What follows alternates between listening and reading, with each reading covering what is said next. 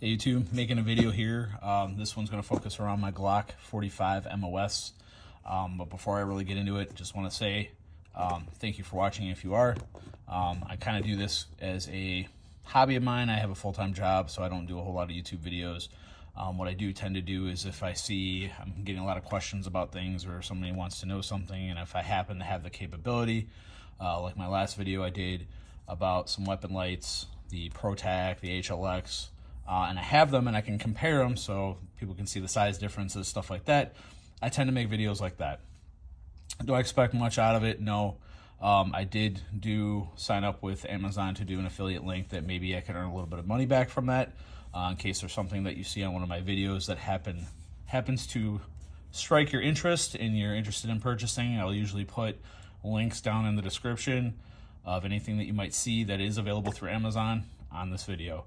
So without further ado, I will get into it. This is obviously my Glock 45 MOS.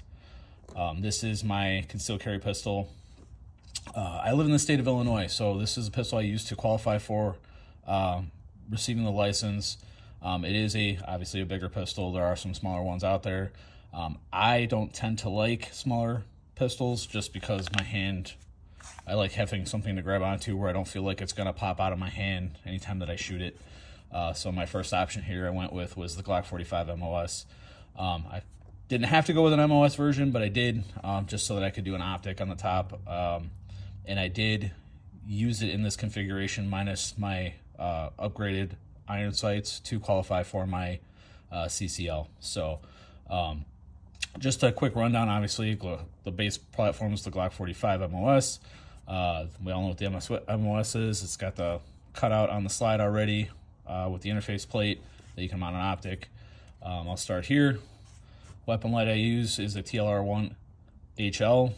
It's the high lumen version of the TLR1. Very, very nice light, especially for the price point. It's got a momentary on when you flip up on the switch, flip down and lock, turns it on, and then if you hit it twice, it's got a strobe feature. So those are the two main things with that. Price point usually right around 150 bucks. You really can't beat that for a quality light. I know there's some more expensive lights out there and probably better quality, but I'm not, using this for anything other than just a carry. I do like to shoot it at the range on occasion, so nothing too extravagant with it. Moving up to here, I did replace the stock Glock sights because they are terrible. I did not like them. I used Ameriglow suppressor height sights with tritium. I don't know if I'll get this to focus in or not, but I have the two green dots in the back, one green dot in the front, and they do glow in the dark because of tritium. It's real nice. I do appreciate that. The reason why I went suppressor height is so that way I can co-witness through the red dot.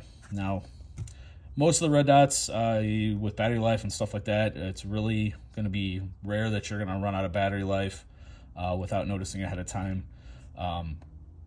I like the idea of having the co-witness because electronics do tend to fail. Granted, not that often, but it's always at the inconvenient time when they do. So it's always a good option to have a backup. The red dot I have chosen for this was the Primary Arms RS10. There's been a bunch of reviews out on there. Mixed reviews. It's a solid sight. I like it. It's bright. You got a lot of brightness settings with it. It does have auto off. If you turn it on and let it sit, I believe it's like 3 minutes, the light will turn off. If you then, obviously, motion sensing will turn the light back on. Pressing both the buttons simultaneously will shut the optic off, so that way you don't have to if you don't want to leave it on. Pretty simple, pretty straightforward. With the state of Illinois, I do have to run 15 round magazines. That is the limit on pistols now here in the state as of the first of the year in 2023. And kind of sucks. I mean, I'm 2 rounds less than the standard, the 17 rounds that the Glock 17 mags take. But in order to be legal in carrying in Illinois, I have to run the 15 rounds. So, and then for comparison purposes, I do have a Glock 17 here. Size-wise, it's kind of hard to get this in full picture, but just looking at the slide length, slide is obviously a little longer. It's going to be a 19 slide, basically, is what that amounts to, but it's still got the 17 style grip, so I still got the full-size grip. Now this is obviously a little chunky to want to carry. Some people actually do, and that's fine if they can and they can pull it off, great. I cannot. And as it is, I probably won't be able to run this during the summertime. Obviously lighter clothing, thinner clothing, I will probably be printing more with this one, so I may go with something smaller. I don't particularly care to, but I'd rather have something than nothing. And I was looking into a Glock 43X MOS for that eventual scenario. So a couple things I did, and I changed out these sights myself. Kind of a quick thing here. A couple things you can actually get that I've gotten on Amazon for this. This is a kit that does the front sight, and then you have the tool to actually pop the base plate off the magazines if you want to do any type of work with that. Very cool kit, fairly cheap, pretty solid. It's made of metal. And then also this kit right here I picked up through Amazon as well. This is what helped me do the rearward sight, to slide them off, slide them on. It's pretty simple, pretty easy to use, all metal, really durable. And I did both of these Glock pistols with this. It's the Ameriglow sights on this one, and then on this particular one I did the Ameriglow IDOT sights, where it's got the single dot blacked out rear and then a high vis front sight.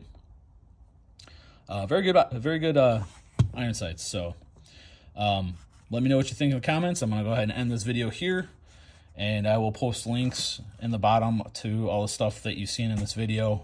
If you're interested in obtaining any of these items to help, help with changing out some sights on your Glock, or you like some of the product you've seen, it helps me out a little bit, kind of gives me a little more incentive to do some videos and stuff like that. Like I said, this is something I do as a hobby, not necessarily to get rich on. So if I do happen to get a little kickback for helping somebody out, then great.